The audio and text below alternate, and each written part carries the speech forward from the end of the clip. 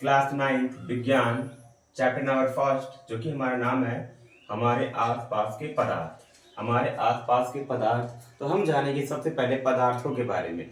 तो हमने यहाँ पर पदार्थ की डेफिनेशन लिखी है। तो इसकी डेफिनेशन है, पदार्थ ब्रह्मांड का वह अवयव है जिसमें द्रव्यमान व आयतन होता है। मतलब पदार्थ ब्रह्मांड का वह अवयव है जिसमें द्रव्यमान व आयतन होता है, जिसको हम अपनी ज्ञानेंद्रियों से अनुभव कर सकते हैं।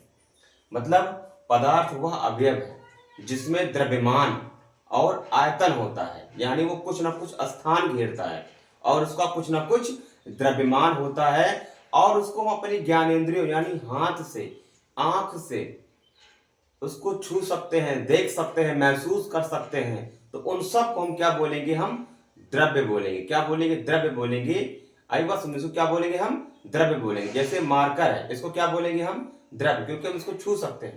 हवा, ऑक्सीजन, उसको हम महसूस कर सकते हैं, उसको भी क्या बोलेंगे? हम द्रव्य बोलते हैं। यानी हम जिसको छू सकते हैं, जिसको महसूस कर सकते हैं, जिसमें कुछ ना कुछ द्रव्यमान व आयतन होता है, उसे क्या बोलते हैं? द्रव्य बोलते हैं। तो अब हम देखेंगे द्रव्य यानी पदार्थ के कुछ पद।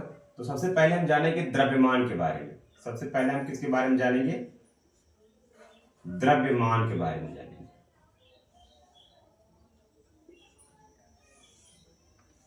द्रव्यमान किसे कहते हैं? द्रव्यमान की डेफिनेशन पहले लिखेंगे। तो द्रव्यमान की डेफिनेशन है, किसी वस्तु में, किसी वस्तु में उपस्थित या मौजूद, किसी वस्तु में उपस्थित पदार्थ की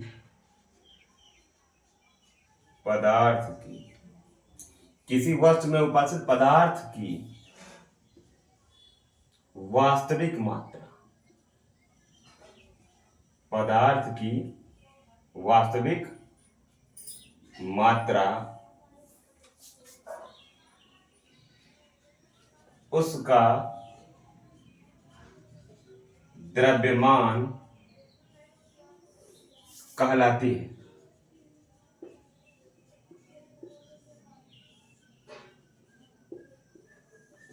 किसी वस्तु में उपस्थित पदार्थ की वास्तविक मात्रा उसका द्रव्यमान कहलाती है। देखो, इसको ऐसे समझेंगे एग्जांपल से कि हाइड्रोजन हमारा क्या है? एक वस्तु है, एक पदार्थ है। तो इसकी वास्तविक मात्रा क्या है? 1.008 इसकी वास्तविक मात्रा है, और इसी की वास्तविक मात्रा हम क्या कहलाएगी? इसका द्रव्य मान कहलाएगी। आई बात समझ में? इस हाइड्रोजन की वास्तविक मात्रा क्या है?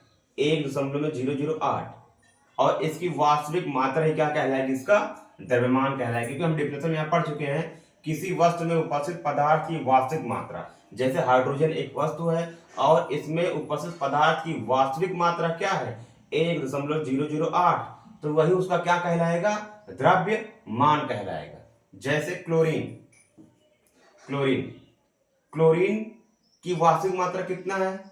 35.5, और यही है क्या कहलाएगा? इसका द्रव्य मान कहलाएगा। आई बात समझ में? तो द्रव्यमान समझ में आ गया होगा।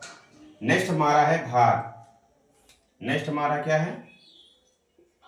भार। भार किसे कहते हैं? देखो, भार को हम डेफिनेशन से नहीं, हम इसको फिगर से समझेंगे। देखो, भार क्या होता है?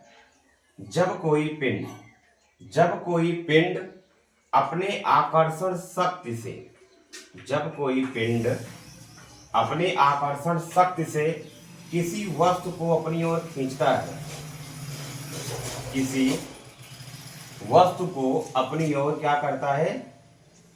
खींचता है या आकर्षित करता है, या आकर्षित करता है। आई बस में, जैसे पिंड है, अभी पिंड में क्या है? गुरुत्वाकर्षण बल है।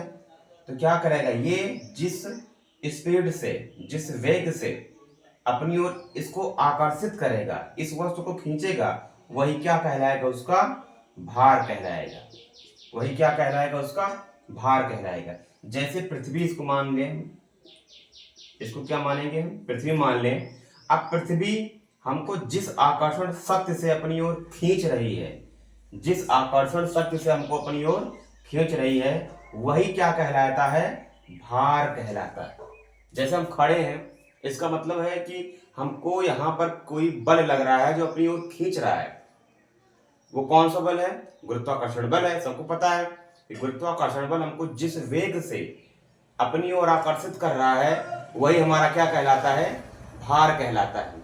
आई बात समझ में? अगर ये आकर्षण बल आधा हो, तुम्हारा भार भी क्या हो जाएगा? आधा हो जाएगा। तो हम अभी भार के बारे में जाने। नेक्स्ट हमारा है आयतन। नेक्स्ट हमारा क्या है? आयतन। आयतन क्या है? तो आयतन किसे कहते हैं? तो पदार्थ द्वारा घेरा गया स्थान, यहां पर लिख देंगे हम, पदार्थ द्वारा, पदार्थ द्वारा घेरा गया, पदार्थ द्वारा घेरा गया स्थान, पदार्थ द्वारा घेरा गया स्थान क्या कहलाता है? आयतन कहलाता है। आयतन कहलाता है। पदार्थ द्वारा घेरा गया स्थान आयतन कहलाता है। जैसे हमने यहाँ पर एक बोतल में पानी रख दिया। अब पानी जितना इस बोतल का साइज लिया है, आकार लिया है, वही क्या कहलाएगा? उसका आयतन कहलाएगा। आई बात समझ में? वही उसका क्या कहलाएगा? आयतन कहलाएगा।